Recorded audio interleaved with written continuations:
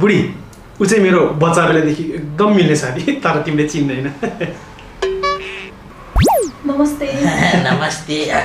रमेशजी भाउजू हो भाउजू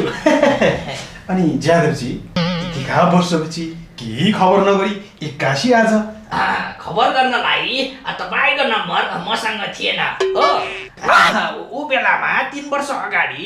तपाईँ तराईमा घुम्न जाँदा त्यो मछली मार्दा तपाईँले मलाई यहाँको ठेगाना दिनुभएको हो त्यही ठेगाना सब्जी मैले सोध्दै तपाईँलाई भेट्न आएछु हो ओहो त्यतिका वर्ष अगाडि माछा मारेको नि याद रहेछ है चिसो छ जादवजी के लिउँ अहिले केही नलिउँ भोक सोक लागेको छैन बेलुकातिर खाउँला नि ल बसौँ त्यसो भए भइहाल्छ पसन्द जादवजी म त उता तले आउँदा तपाईँलाई पुरा माछा मारेर खुवाउनु भएको थियो मछली म तपाईँलाई मासु खुवाउँछु मासु अरे रमेशजी हामी त शुद्ध भेज ल जादवजी मासु खानुहुन्न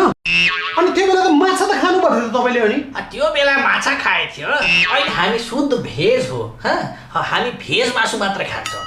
भेज मासु लिएर आउनुहोस् न के भन्नुहुन्छ जादवजी पनि अरे बुझ्नु भएन खसी मात्र चल्छ हामीलाई ए जादवजी पनि के भन्नुहुन्छ आखिर मासु त मासु हो नि कुखुराको मासु पनि मासु खसीको मासु पनि मासु कि शुद्ध भेज भनेपछि त त्यो खसीको मासु पनि खानु भएन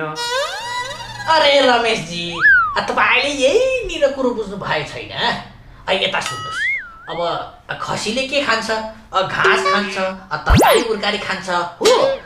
त्यस्तै कुखुराले के खान्छ कुखुराले गडौला उडाउला खान्छ फट्याङ्ग्रा उट्याङ्ग्रा खान्छ कुखुराले मासु खायो हो त्यसै गरी खसीले मासु खाएन कुखुराले मासु खायो कि खाएन खसीले तरकारी उर्कारी खान्छ घाँस खान्छ हो कि होइन भाउजू हो नि त्यही भएर खसी के भयो खसी भेज भयो हो त्यही भएर हामी पनि भेज हो त्यही भएर हामीले पनि खसीको मासु मात्र खान्छ कुखुराको खाँदैन जादवजी तपाईँ त मलाई अचम्मै पारिदिनु भयो नि के भन्नुभयो के भन्नुभयो तपाईँ बस्दै गर्नु म चाहिँ खसीकै मासु लिएर आउँछु हुन्छ 720 छु ल जादवजी बस्दै गर्नु ल म लिएर आउँछु भइहाल्छ अलि ढिलो गरेर आउनु होला है